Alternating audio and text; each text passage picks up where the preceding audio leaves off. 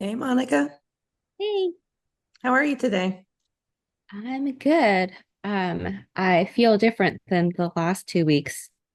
Better? Um, better, yes. Physically, like perfect. I'm no more brain fog, all that's good. Yeah. And now that I like don't have those problems or focus on them, now I feel like frustrated with the food because I'm like, oh, I want some variety now. Before I was like not even worried about that. I'm like, I just want to feel good, never mind.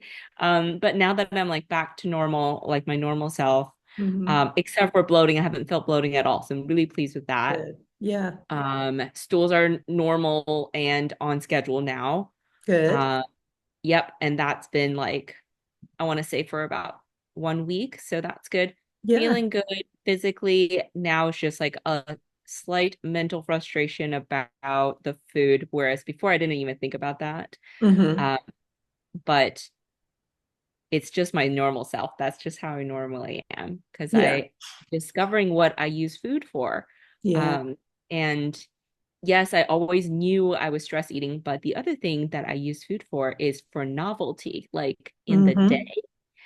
Hmm. So I choose like different foods, different categories of food, different ethnicities of food, like just for a novelty kick. Yeah. I don't have that now. And I am at the end of like my list of foods to cook. Like now Yeah. it's going to be a repeat of before. I'm pretty proud actually. It's been 2 weeks that like I've had newer stuff till then. That's cool. But now I'm like annoyed with myself. I'm like, oh well, like I could do more recipes, but I'm not willing to do the like extra work to cook. And so I'm just gonna cook old stuff. But then where's my novelty coming from? All these thoughts that I didn't have before. But it's interesting to figure out I did use food for that. It didn't Hmm. even occur to me. So, Yeah. um, Good yeah, different. self-awareness.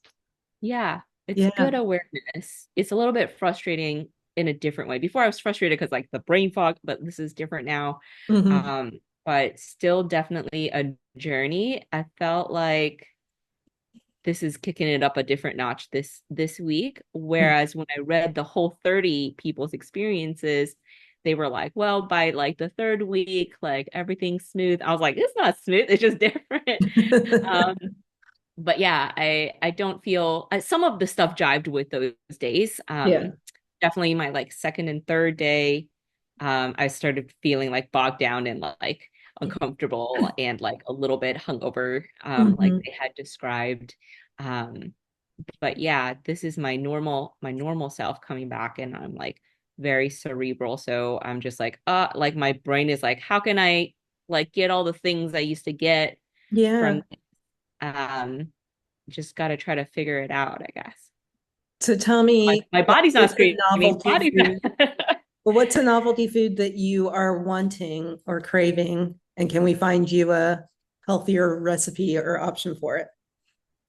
So I made a Chinese stir fry Hmm. with the tamari, and I miss Chinese vinegar. It's a very specific taste, and it has sugar in it. And I never knew. None of my Asian friends either. I was like, oh, this, and they were like, what?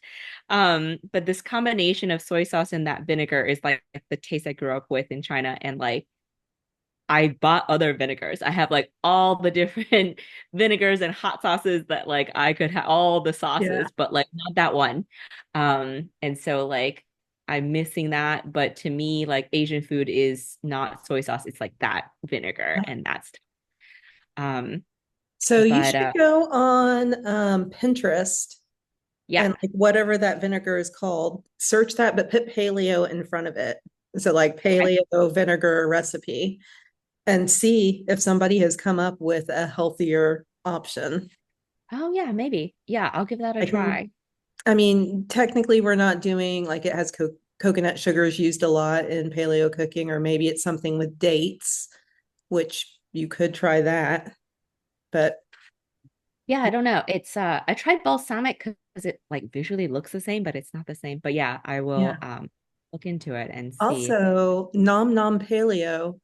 She is a paleo cookbook. That's not her name, but that's her like her account name. Yeah. but she is a paleo Chinese cook, and like her recipes are really, really good. I Mm, used I I used to have she used to have a really awesome app that was like interactive, and the hmm app went away, but it was like the interactive version of her books. So I'm sad the app Okay, went away, but her books are fun too because they're laid out like cartoon storylines. So that's yeah, cool. I'll look it up when I write yeah, a little note here. Indian food, I miss Indian food, but Indian food is just to me like all cream. yeah. Um, I have made like with the spices with the garam masala, I've made like vegetables and it has that flavor, but like not quite that. Well, a lot of Um, Indian food is coconut milk or coconut cream, and that is allowed on this. yeah, yeah, and Thai as well. Yeah, I Hmm. made a Thai shrimp that was very good. Yeah, whenever we eat Indian, we go for the like Yeah. like really bad heavy cream stuff. It's very rare, but now that I want novelty, I'm like, that's not so rare. Maybe I eat that all the time. I don't know. So yeah, these like different types of food, I guess. But I've done a lot of Greek, a lot of Italian, Hmm. um, and some Asian, as much as I could do with that. Um, and it's been okay. Yeah, I guess the variety. I still want like some of the other harder to kind of convert Yeah. foods. Yeah. Um, But I bet somebody has tried it and has it out there for you. So, yeah. Well, Brooklyn and Krista, how are you guys doing? Doing good. Matt's making salmon right now. I've been eating a lot of I hope this is okay. Cabbage and like chicken, cabbage and like grass, the organic grass-fed beef, Uh-huh.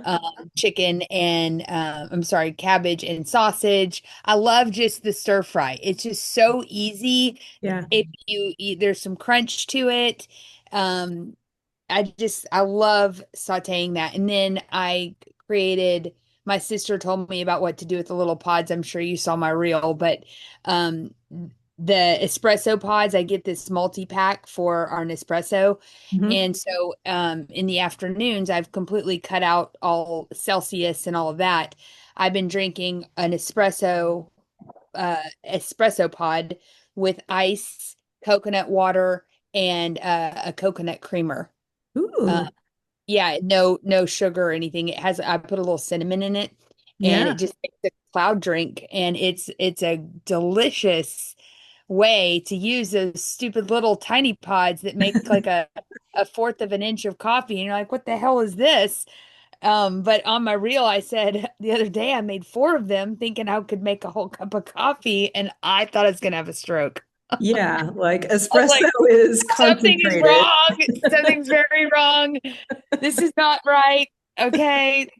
I was just trying to make the volume. Yeah. Yeah, that doesn't work. My friend said an Americano is when you just take espresso and add water to it. I'm like, duh, I should have done that. Well, But now you whatever. know. I'm gonna have Yeah, to so go look at your I'm getting reel. my coconut water in. Good. Awesome. Hmm. So that's what I'm doing. Steak. Matt made steaks for lunch today. That Hmm. was delicious. And salad. I had a steak salad. Yum. Love it. Well, you Yep. talking about the cabbage, I made spaghetti sauce tonight. So, like the marinara and ground beef and onions. But then for the noodles, I did cabbage just because I had some cabbage that needed to be used up. And so it totally worked. Like the flavor came from the sauce and stuff. But I asked Donald, I was like, "Do you like this?" He's like, "I like real noodles more." I'm like, "Well, yes, but does this I like work?" real noodles more. It's not fooling anyone. Yeah, I was like, I'm not trying to say this is equivalent, but this works and food's Yeah. not going to waste. Yeah. I love that. I've been watching all these videos of this lady who she basically makes like crispy vegetables, like crispy with but of course it has cheese because it has some Parmesan. Mm. But she basically makes little crispy vegetables and she smishes it and it's like a little crispy Mm-hmm. vegetable. And I'm like, God, I'm gonna go get that. I'm gonna get that. So, Start making your list for at the end of the 21 days. uh-huh. No, I want to make my crispy vegetables, but just not with the Parmesan. Oh, okay. Yeah, So, that sounds delicious. mhm. How about you, Krista? Doing good. Meg cut my diet down even more, you guys. So I Okay. only have chicken and pork. I don't even have beef or anything or seafood. What? So I I do was recommend you could do bison or okay. venison or I've like been try some doing of the other okay. meats. I've been doing okay with chicken, honestly. I'm not too tired of it yet. My husband's really good about like just now he made stuffed avocado. And so he made like, kind of Southwest style chicken and put it in an avocado. Yum. Mhm. So, but I feel way better. I was still having like bloating and stomach cramps and all kinds of stuff. And so, limiting it even more, even though it's harder, if I feel better. So it's motivating enough. Yeah. I And wonder what it was. Was it the beef that was doing that to you? I don't know. I thought it was almonds, but she kind of tested a few things and said, take this out, take this out, take this out. And I eliminated all that. And it was like within a day. I mean, the next day that I started eating like that, I didn't have the bloating anymore. And so I was like, okay. yeah. So And I it's have long Yeah. suspected almonds of being an issue, and I have ignored it because almond milk. And so I've just been like, whatever, it's fine. Cause I already had to cut gluten and dairy and all the things before, And so, yeah. So here we are. We're going to get to the bottom of it.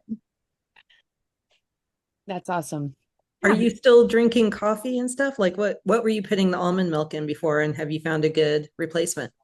Coffee. I'm putting coconut milk in it now. Yeah. And it's been fine. I did get a drink the other day though, at the coffee shop, Mhm. and it must have not been unsweetened coconut milk. It must have been sweetened because I took one sip of it and I was like, I cannot drink this. Like it was Yeah.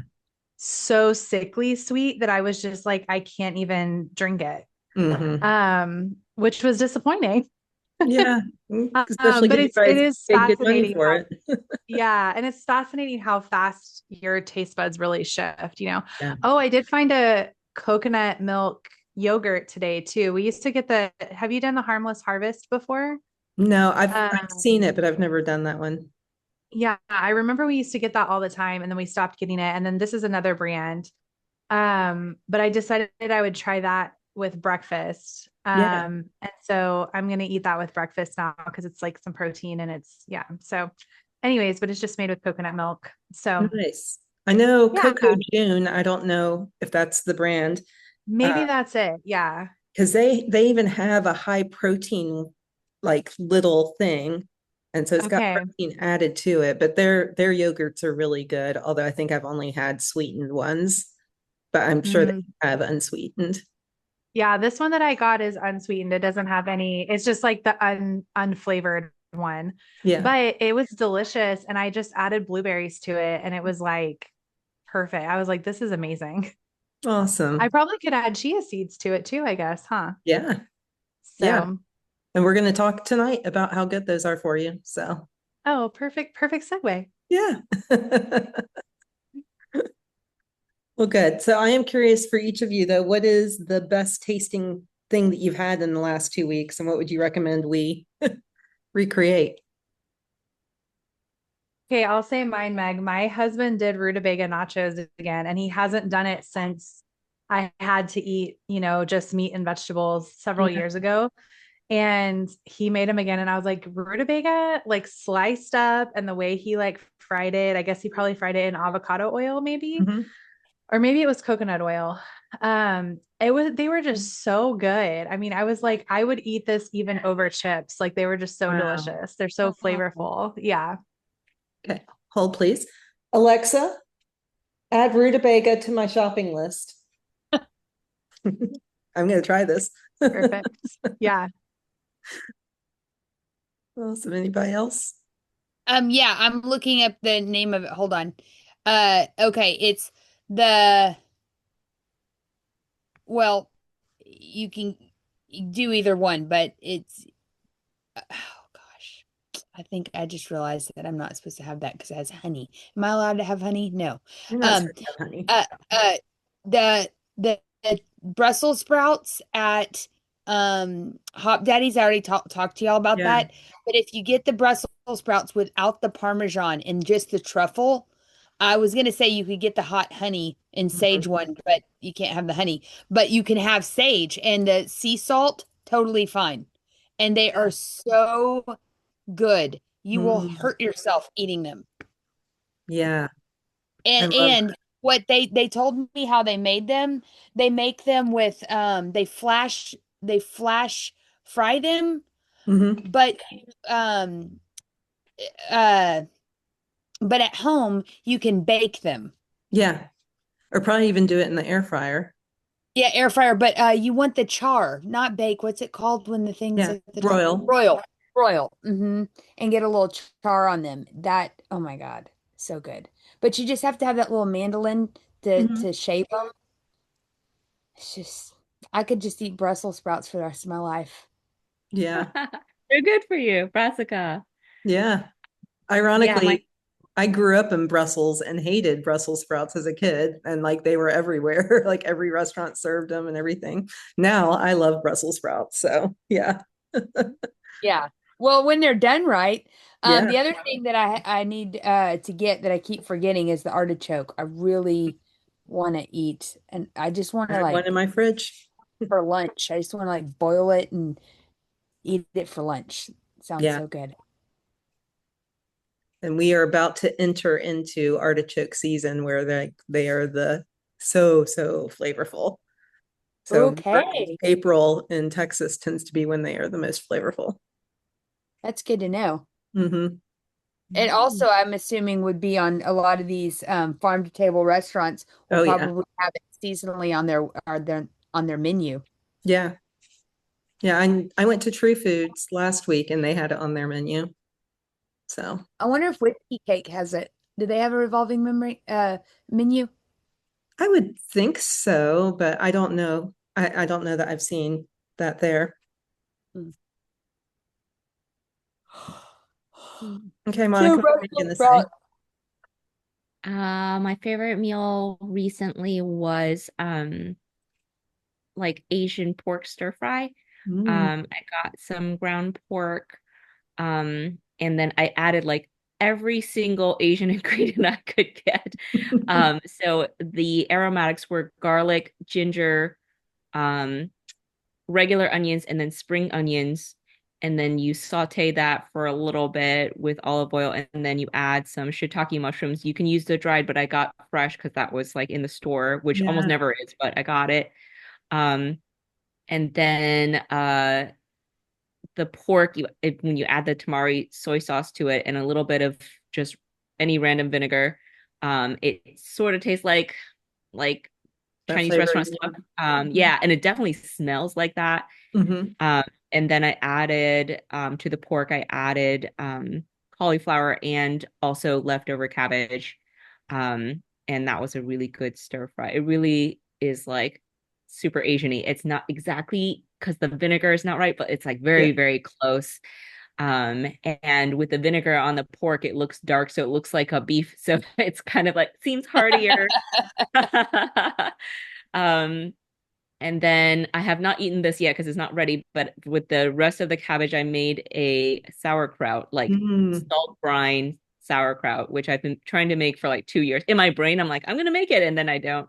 Yeah. Um, and so not to waste that cabbage, it's fermenting right now on the counter. So That's in awesome. 3 days, I could eat it. Do you have to like aerate it or like daily? Um, Is it burp it? yeah, it's a salt. So basically it's just cabbage and salt in a Yeah. specific ratio. And then you put it in the jar and you smash it down with some sort of weight. Hmm. And the cabbage itself creates the water. Like you don't need to add Yeah. The anything to it. bacteria The salt, grows. yeah, the salt Yeah. just like brings it out. And then every day you smash it down further. until it's submerged, which only takes about a day or two until that happens. And then you put like a little paper towel over it with a rubber band, and then you wait 5 to 7 days. So it's really Nice. easy. Just somehow was like such a barrier for me to make it, but now I'm like, I need some condiments when I'm eating. So the store-bought, like nothing, the sauerkrauts, like they're not that good. So I'm like, I'm gonna make this. So Yeah, that's to be eaten. We'll that's see. awesome. One year for Christmas, one of my best friends was taught me, like, her Christmas gift to me was to teach me how to make homemade sauerkraut and or just fermented vegetables in general. And we had so much fun. But her next door neighbor is a friend from college, and he came over and he walked in. He goes, "Why does your kitchen smell like farts?" And like that's all I could get from that point on, because it was just like so many different jars, and it was like, he's got a point. It does smell like farts. So yeah, I know I tried a few times, but mine always ended up getting like extra bacteria on it and I had to throw it out.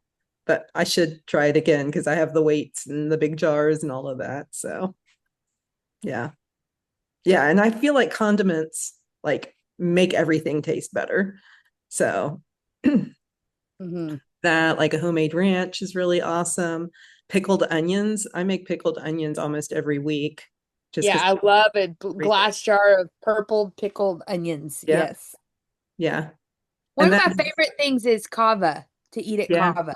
Yeah. You can eat a lot of kava right now on our all of our Yeah. all, So, and I made homemade kava bowls. That was probably my favorite thing that I've made so far in the past 2 weeks.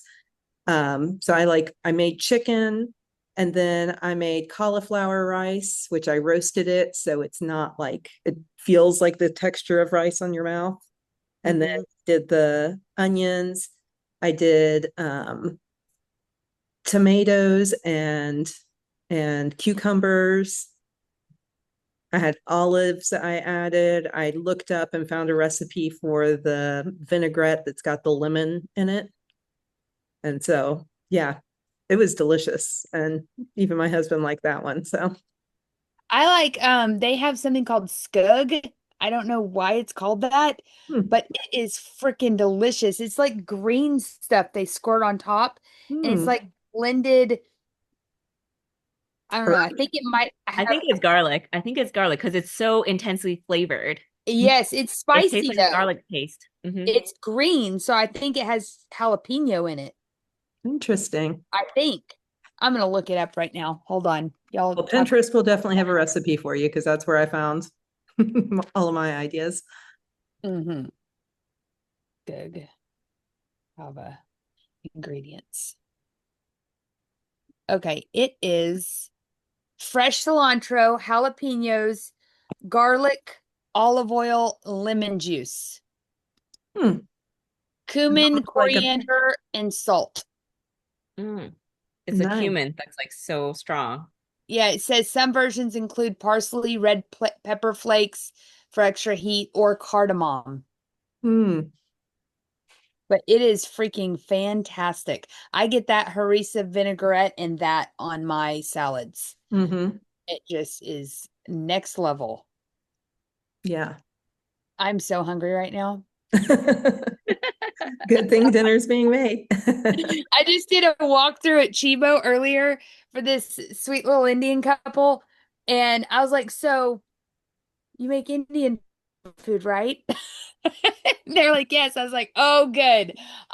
We needed a new Indian member that makes Indian food because I love your food so much. And they're like, oh, what do you like? And I said, samosas and tandoori chicken. I started naming off all the things.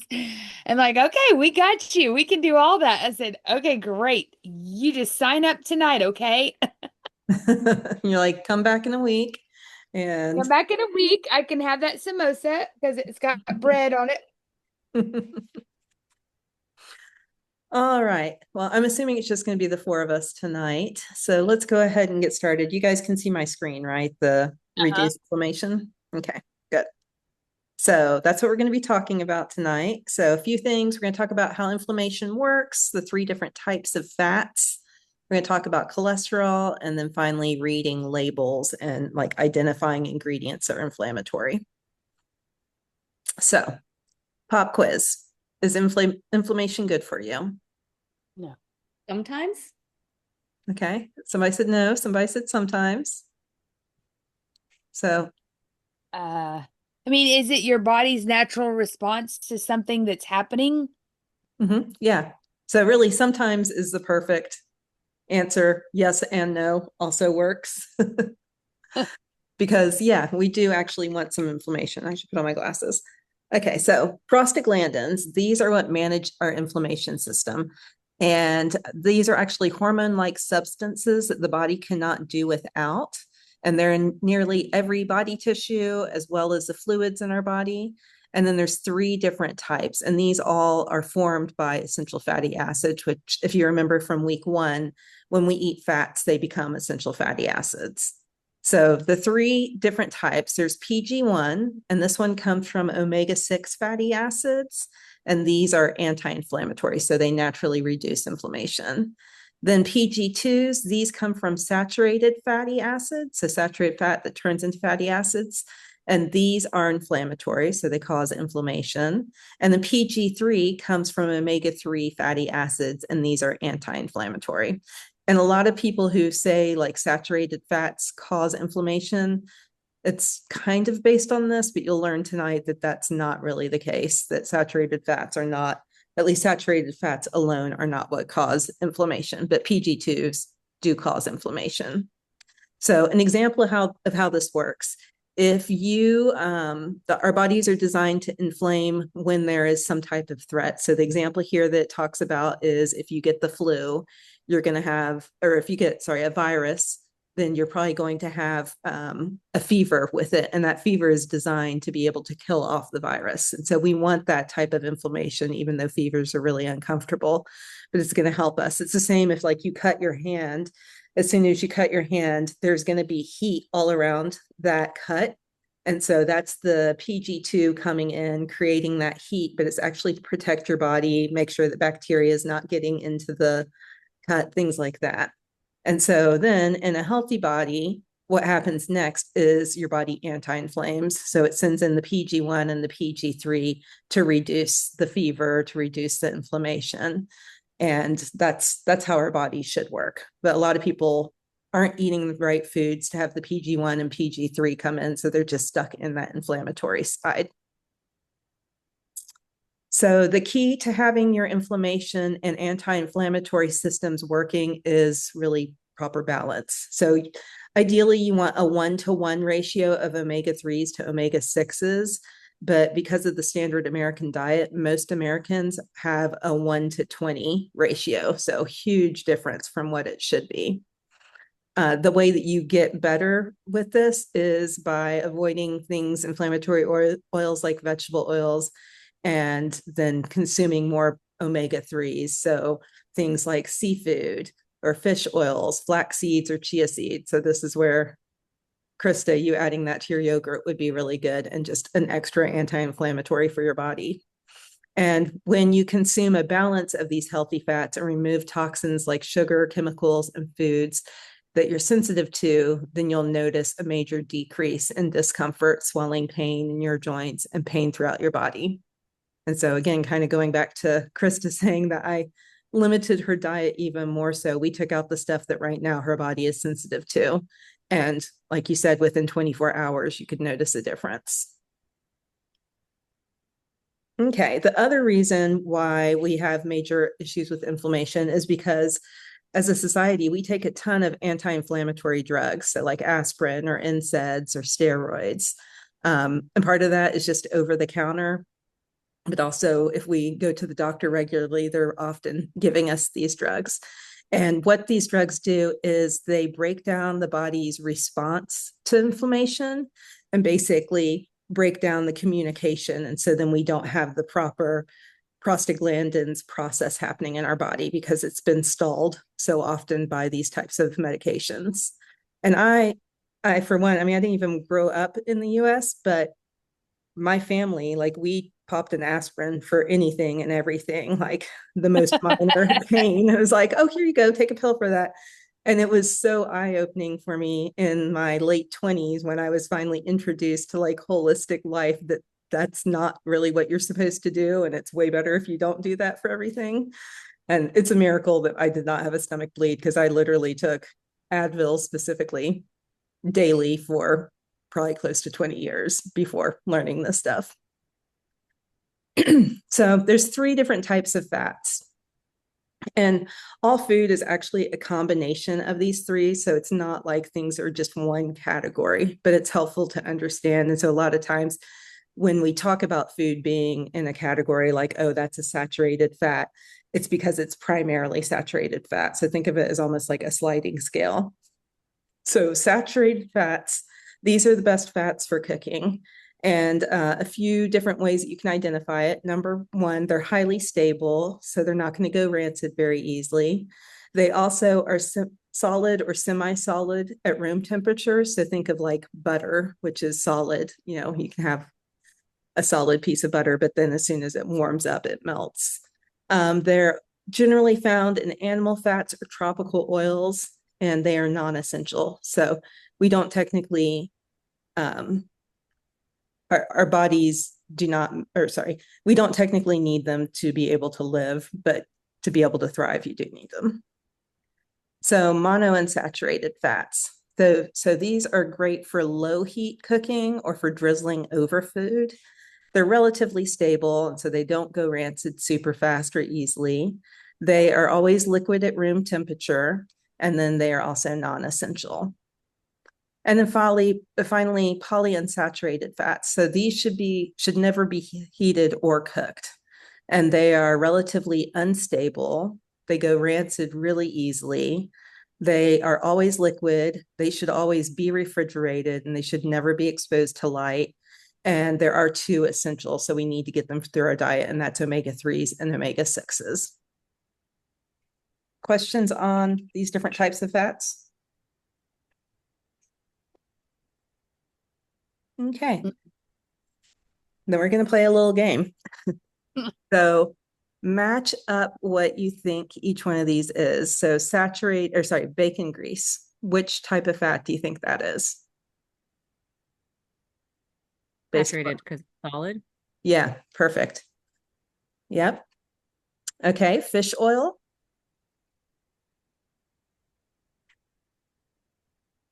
I'm terrible. Polyunsaturated. It is polyunsaturated. So we talked about how that was like omegas. And so like if you're taking omega supplements, those tend to be fish oil supplements. Olive oil. Monounsaturated. Yeah. How do you get to there? Because I don't think it's essential, but it's a liquid though. Uh-huh. Yeah, perfect. Coconut oil.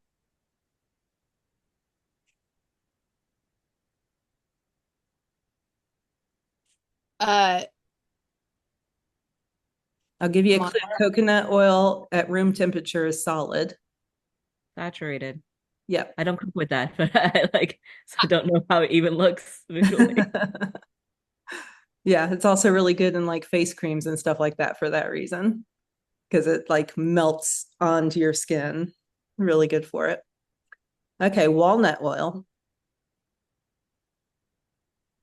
Never even seen that. I didn't know that existed.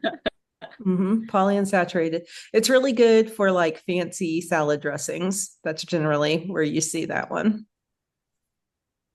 Okay, avocado oil. Poly? Close. Mono? Yes, again. Mono. Mono? Yeah. Yeah. So avocado oil, a lot of people think that that one's saturated because it has like a higher smoke point, so you can cook at higher heats with it. But it's actually primarily monounsaturated. It's just got a higher saturated amount than like a olive oil. So like olive oil, you really shouldn't cook with it. Or if you are going to cook with it, it should be like low heat stuff. And it's better to like drizzle it on top. Whereas avocado oil, because it's got more saturated fat in it, it's a lot more diverse and you can cook at higher heats with that one. And it's nice because it doesn't really have a strong flavor, so it's not going to like mess up or overpower the food with its flavor. Okay, I said this one before, but butter. Saturated. Good job. Yep. And flax seeds or flaxseed oil. Mono. Holly? Poly. Yeah. What? No, tell me again. What the hell does it? What makes it poly? So polyunsaturated comes from either vegetable oils, seed oils, or like the flaxseed, the omegas, chia seeds, all of those fall within that. So like nuts and seeds tend to come in this category. Mm. Yeah. So based on that, sesame seed oil.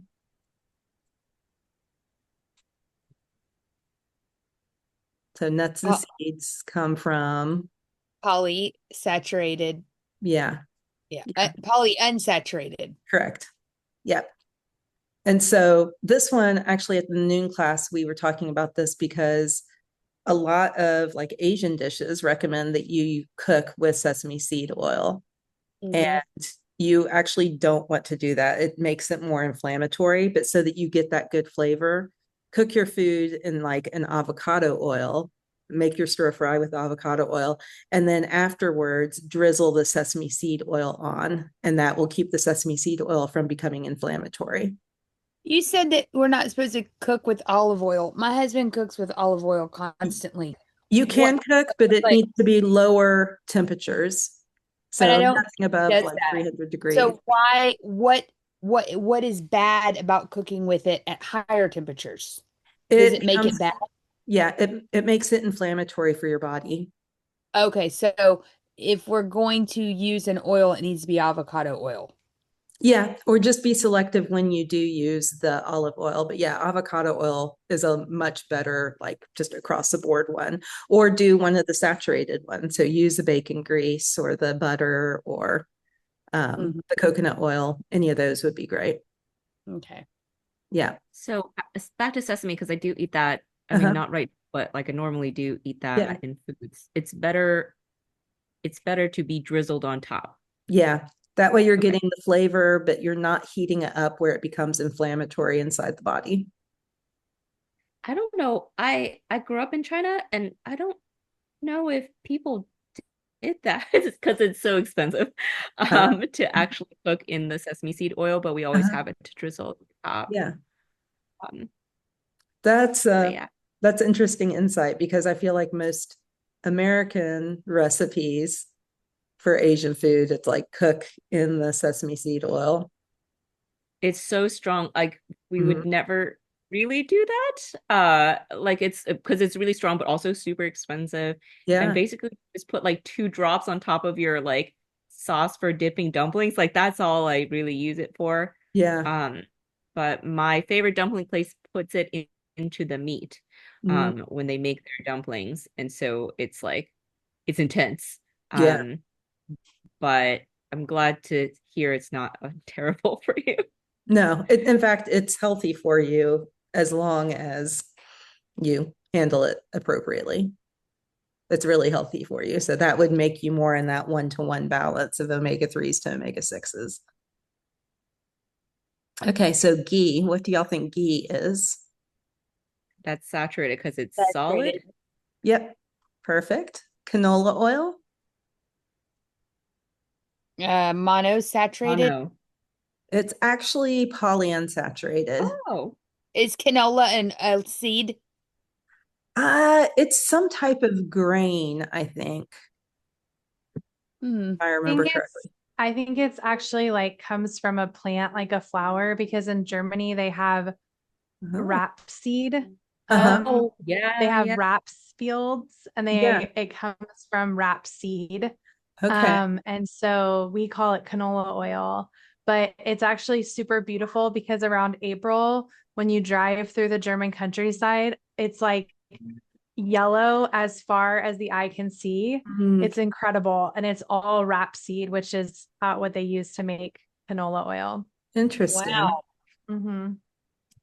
I'll send you guys some pictures of me standing in the rapeseed field. Yes, we want to see it.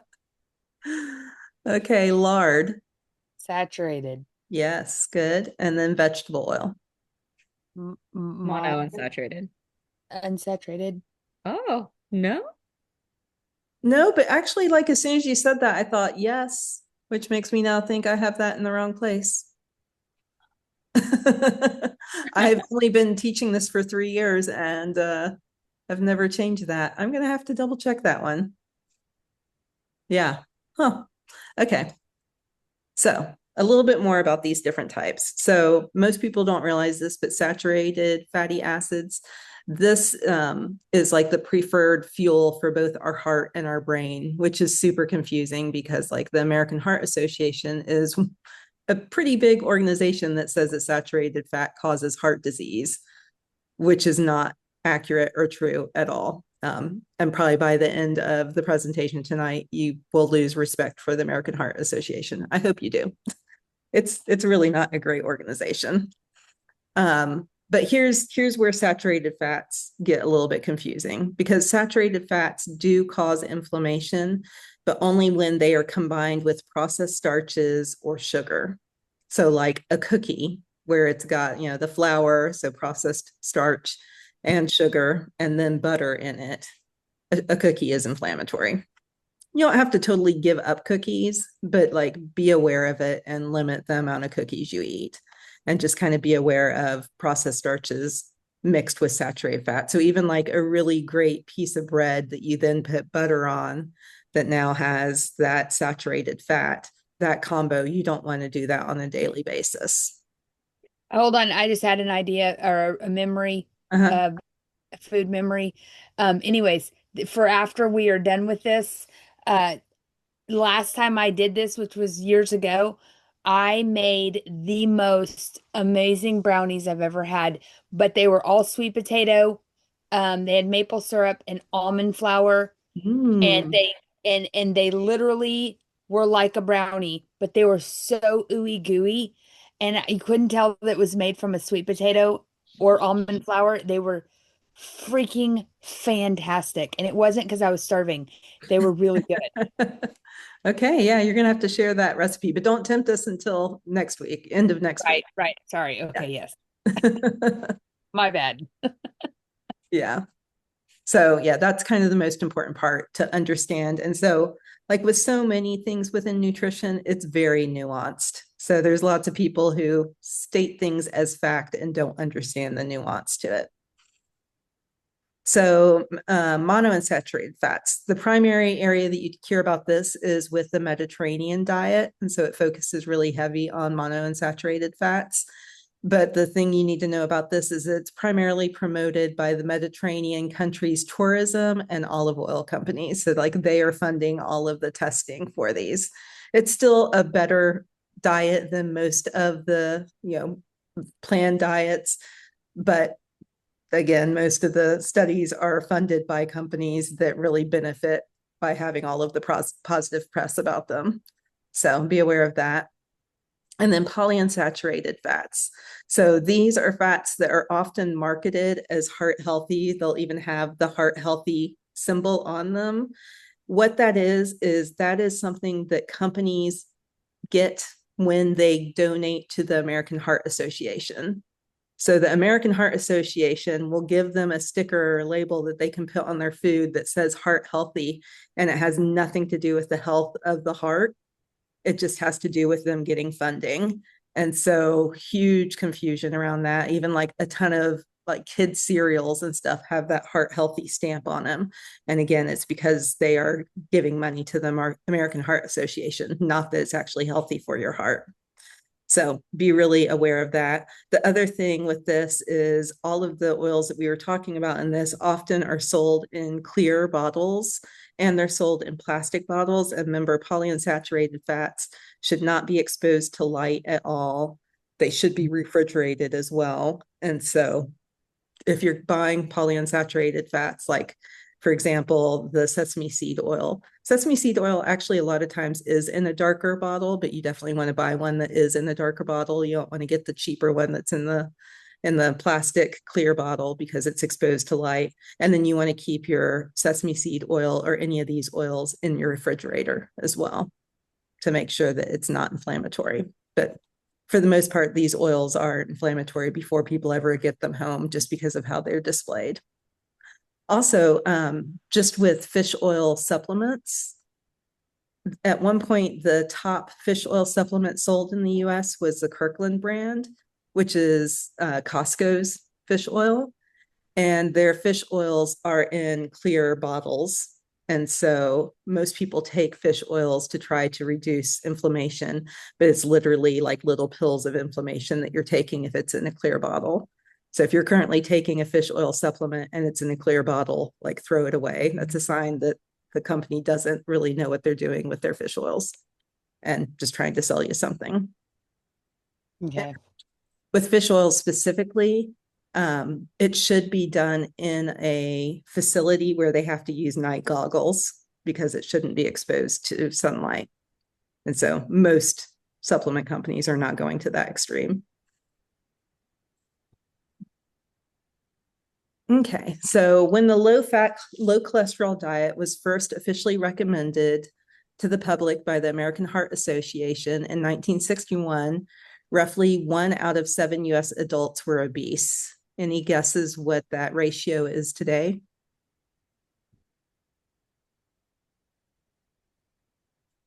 That's already high. What? In the 60s? Yeah, in the 60s, 1 out of 7.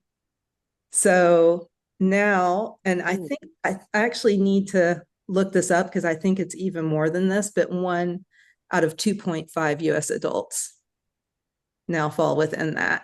So that's 41.9% of US adults are obese. And so they may, again, American Heart Association, super shady, but they really push this low fat diet and saying it's going to make you healthier. And now as a result, especially like if you think through the 80s and beginning of the 90s where everything was low fat and everybody was low fat, that's kind of where the whole obesity epidemic in the US started.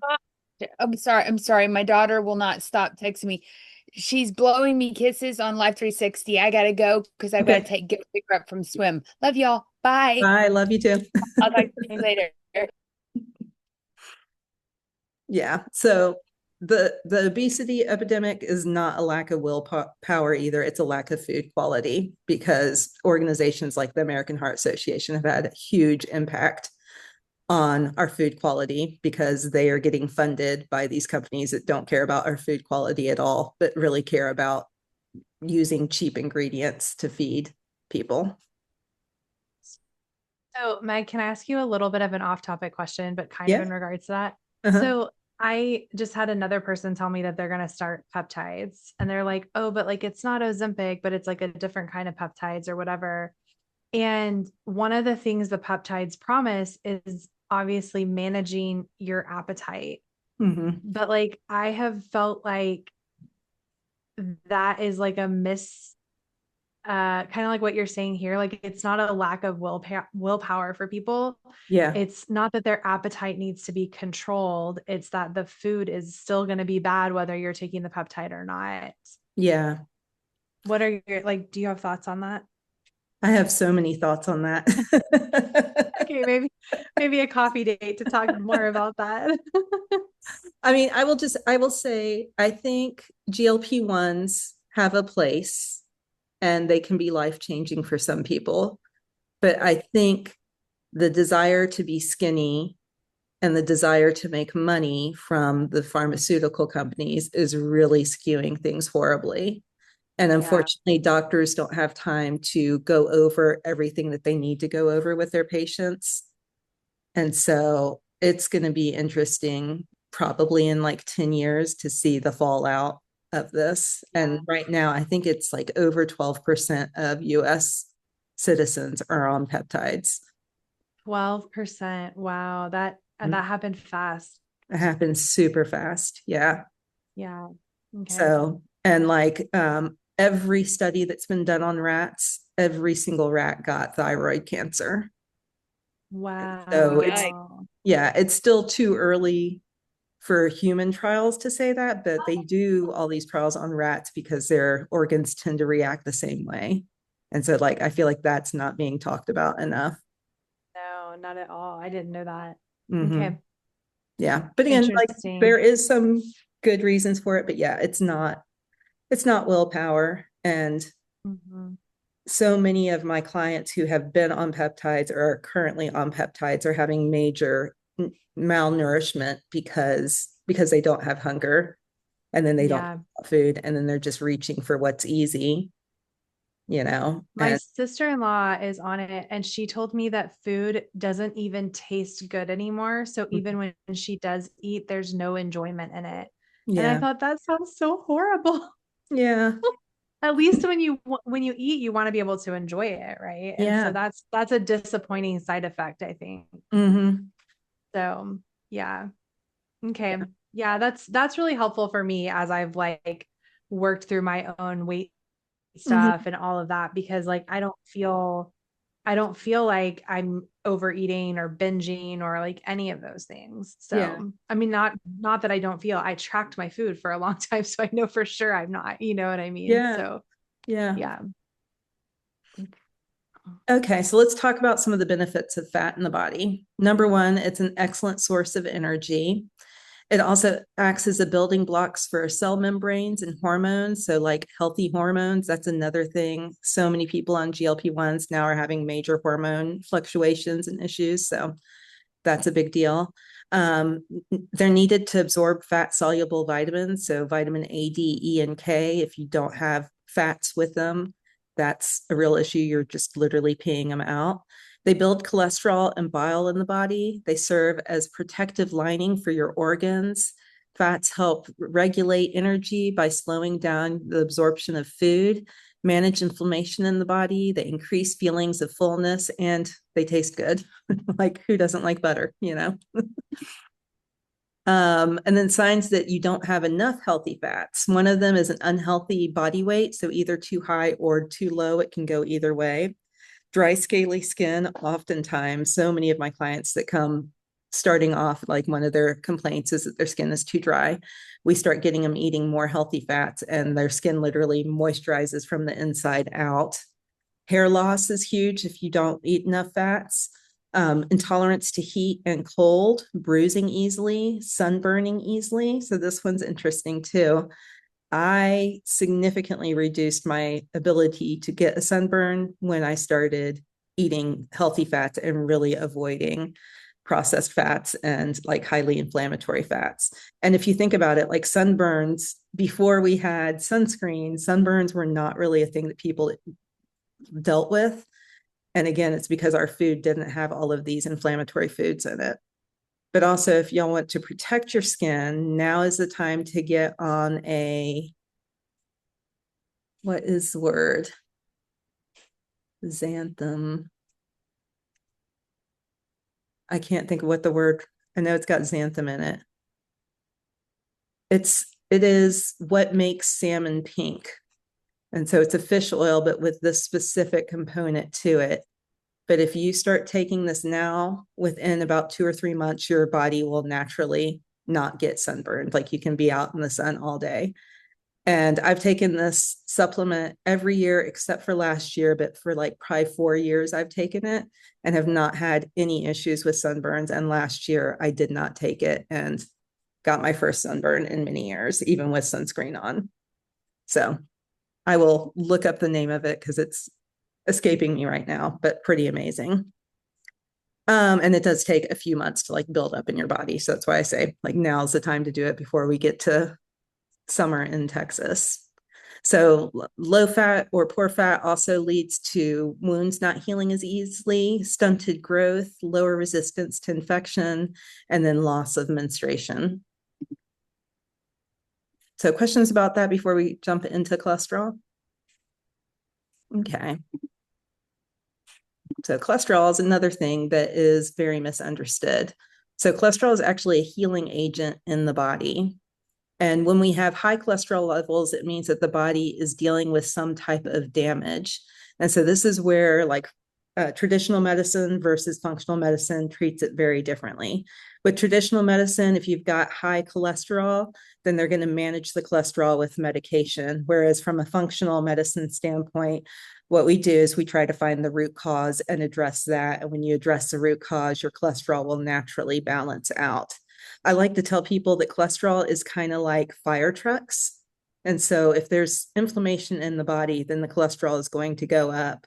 But if you think about it, if you are somebody standing on the street and you see a fire truck go by you, so you chase after it, and then when you finally catch up with it, there's a house on fire, and you're like, oh, it must have been the fire truck because I didn't see that house on fire beforehand.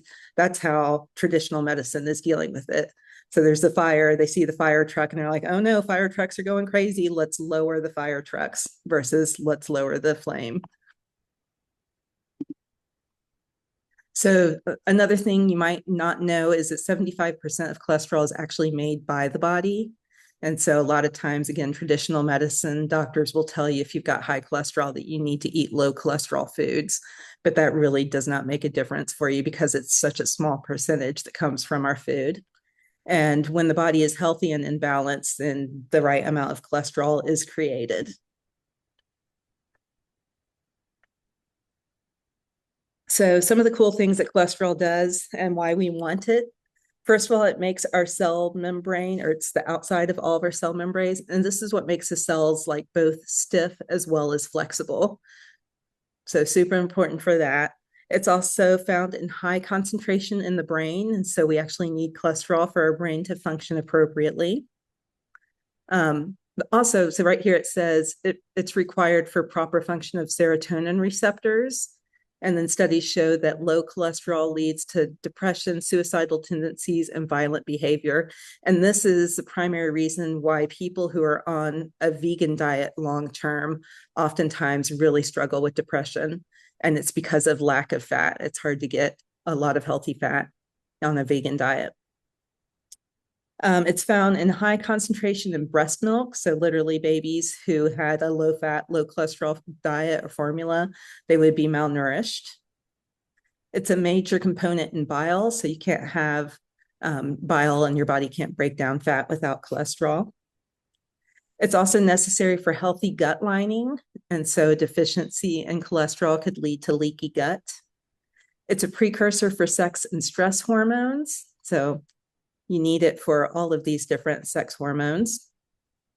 It's a precursor for protective corticosteroids.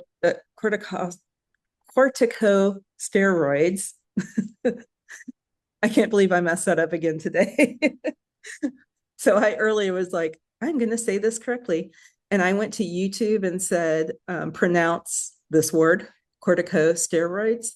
And the first 3 YouTube videos were all like AI generated and definitely did not say it correctly. And I was just thinking non-English speakers, I mean, English speaker here, and I can't say it, but non-English speakers are like totally learning this the wrong way. And so Vicky, who was in the noon one, she is a pharmacist, and she was like, no, it's corticosteroids. And I was like, I'm going to get that right tonight. And then I screw it up. But I didn't say it like AI. So there's that. Okay, so it's also a precursor for vitamin D. And so without cholesterol, your vitamin D levels are going to be way off. It's an antioxidant, so it actually protects the body from free radical damage as well. Okay, so let's talk about labels. So there are things considered frankenfats, and these are things that fats have been adulterated to the point where your body doesn't recognize them when you eat them. So it doesn't really know how to break them down. And so examples are hydrogenated fats, partially hydrogenated fats, highly processed vegetable and seed oils, and trans fats. A lot of people think that saturated fat is trans fats, but it's not. It's 2 totally separate categories. And then over here it says vegetable oils such as canola, corn, soybean, etc., should all be avoided because of manufacturing processes. So if you're ever interested in looking up the manufacturing processes, it's pretty disgusting to see how like vegetable oil is made. Like they do certain things like add bleach to it because the color is a yucky brown color. And so they add bleaches to it to make it look more clear and like just the light yellow color, stuff like that. And Like, I think most people know we shouldn't be eating bleach, but because of all the processes, our bodies don't know what to do with them. This is an interesting case study. So Cool Whip used to say on the front of its package, no trans fats. And they legally could say that because of our labeling laws within the US. So, but if you read through the ingredients list, the fourth ingredient is actually a trans fat. It's hydrogenated vegetable oil. But the reason why they could say no trans fats on the front cover of or like the front part of the label was because the law says that it has to be a serving size of less than 5 grams per serving. And so Cool Whip is a serving size is just 2 tablespoons, which since Cool Whip is primarily air anyways, most people aren't eating just 2 tablespoons. Like if you think of like a pie, a piece of pie, people are generally putting it over the entire part of the pie. So way more than 2 tablespoons. So people would think they're eating a no trans fat meal, and instead they're getting a ton of trans fats. So in 2018, the FDA actually banned partially hydrogenated oils in foods, and they gave manufacturers up till 2019 to comply with it. And then in 2019, manufacturers couldn't get it done in time, so they pushed the date out to December of 2023. And still at this point, manufacturers are not being held accountable for this. So even though we have laws from the FDA saying that they can't have this in our food, we still have it in our food, and they just keep on pushing back the date of when it will be implemented by. So a key thing to think about is just the longer the shelf life, the shorter your health life. And so if something has like a expiration date that's way out there, then you probably want to question it. And just in general, read labels. Like it's so much more informative than looking at the front of the packaging and what it says, like gluten-free and all of that. Read the list of ingredients. And so that takes us to the end.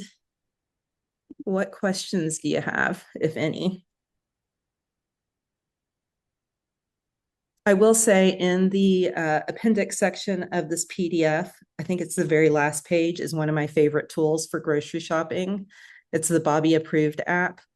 And it's a totally free app, and it's got a barcode scanner. And so you can scan any food. And then this guy, Bobby, who's like a Food Network person, he's not actually a nutritionist, but he has good nutritionists on his team. It will say whether or not foods are Bobby approved. But I love the fact that it also tells you why it's not Bobby approved. And so then you can like make informed decisions. But for the most part, like I totally agree with this stuff. And that makes it a lot faster to grocery shop versus stand there. Like half the times I don't bring my glasses, and then I'm like, I can't read this anyways, But if you got your app, that helps. So any questions, any thoughts?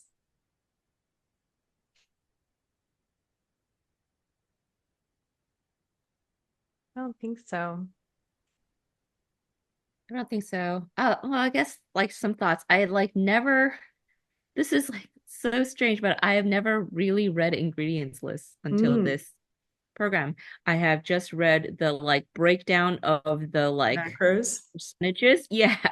Yeah. And like that's how I like informed myself of the things. Yeah. And I still go, I like when I look at a package, I still like just immediately my eye goes to that. And I'm like, okay, like how much sugars is in here? But like I don't read the ingredients. Mm-hmm. So that is like, it's interesting now to be doing that as the like first thing to do. Yeah.